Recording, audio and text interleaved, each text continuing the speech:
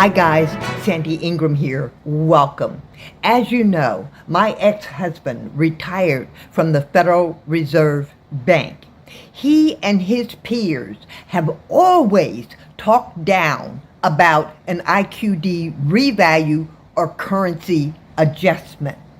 In this video, the channel will share how Iraq is fixing these flaws.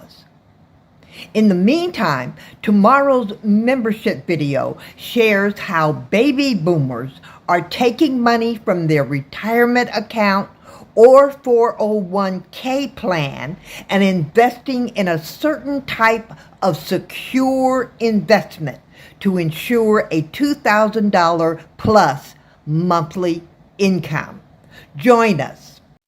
Iraq's central bank is fixing flaws for global inclusion. Global banking is basically how money moves between countries.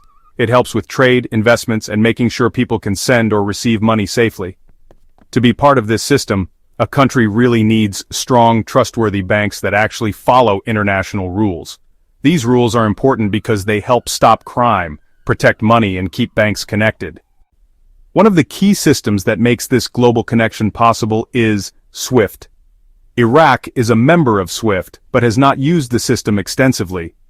It's a messaging network that allows banks to communicate and transfer money securely and quickly all around the world. For years, Iraq's banking system didn't really follow many of these rules.